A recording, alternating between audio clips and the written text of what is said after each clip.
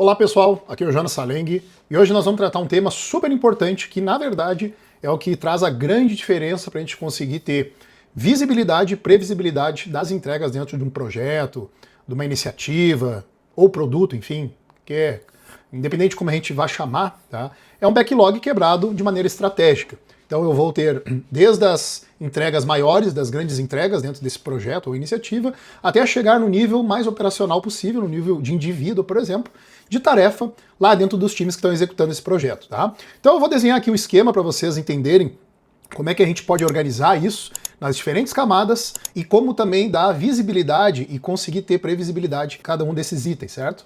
Então vamos lá, vamos começar, por exemplo, aqui com o maior item, que é o projeto, tá? O projeto ou iniciativa em si. Ou seja, aqui é o grande entregável, tá? Imagina que a gente vai estar monitorando a evolução desse projeto, né, ou dessa iniciativa, ou como eu comentei, né, pode ser um roadmap de um produto específico, que não necessariamente vai ter, né, um início, meio e fim claros, que nem um projeto ou uma iniciativa, mas aí o produto acaba tendo aquele ciclo de vida, né, que é desde o seu lançamento até a maturação e depois a fase de declínio, onde ele vai ser substituído ou descontinuado, tá? Mas na prática, existe uma linha do tempo, e como a gente organizar as entregas para que a gente consiga facilmente dar visibilidade de como as coisas estão evoluindo ou não, certo?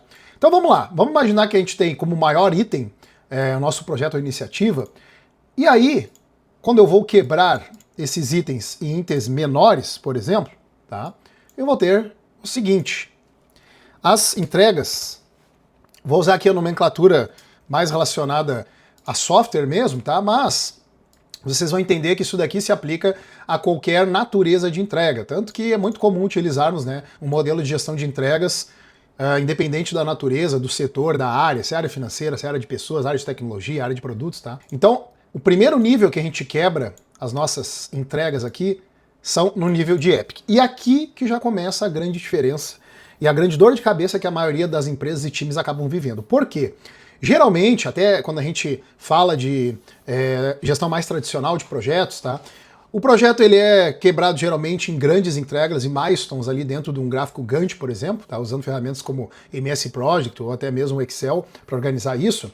E aí, dentro desses milestones, que são os grandes marcos do projeto, já se destacam as tarefas que os indivíduos e os times teriam que fazer. Isso gera um grande problema, por quê? Porque acaba primeiro se monitorando a tarefa, não necessariamente a entrega de valor, dentro de um contexto mais amplo, quando a gente fala, né, da utilização de modelos ágeis, enfim, que tem o foco na entrega de valor, sistemas hoje atuais de gestão de entrega, né, gestão de entregas estratégicas, tá?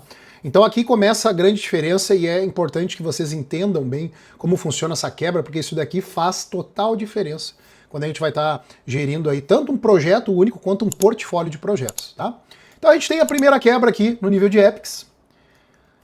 Vamos quebrar esse nível de Epics em mais um outro nível aqui, tá? Que é um nível que daí nós chamamos aqui, usando a linguagem de software, de feature ou funcionalidade, certo? Então nós temos nossas features aqui. Vocês vão notar que eu vou usar uma legenda de cores específicas, não é à toa, porque essa legenda de cores vai respeitar, por exemplo, a hierarquia de backlog de ferramentas como o Azure DevOps, por exemplo, tá? Que é uma ferramenta que a gente aconselha bastante a utilizar. Claro que a ferramenta é o de menos, né? O pessoal acaba sendo no meio, mas a ferramenta tem que ser robusta o suficiente para conseguir replicar esse backlog com os links, né, com a hierarquia correta para poder fazer sentido, né, principalmente na coleta de métricas de entrega, né, de eficiência operacional, certo? Então nós temos o nível de feature aqui, ou funcionalidade. O que nós temos de nível menor? Abaixo das features, tá? Nós temos ainda o nível de User Stories, certo? Vou chamar aqui de US, mas é User Story, ainda usando, né, como modelo aqui a prática de software, tá? Então, essa relação aqui é importante que vocês entendam. E aqui começa a ficar já interessante, tá? 3 principais níveis aqui que a gente tem dentro de um projeto, né? Ou de uma iniciativa, de uma entrega maior, tá? Então nós temos o nível de Epic, nível de Feature, nível de História. Podemos ter um nível abaixo de História? Sim, podemos ter um nível abaixo de História, que inclusive é muito comum que a maior parte dos times aí, pessoas acabam usando, tá? A gente tem um nível aqui mais micro ainda, que é o nível do quê, né, pessoal? De tarefa. Então nós temos o nível de Task, a task que a gente representa aqui num amarelo, mais ou menos. E aí a gente tem essa seguinte quebra aqui, quando a gente fala de quebrar mais as minhas histórias, tá? Então olha que interessante.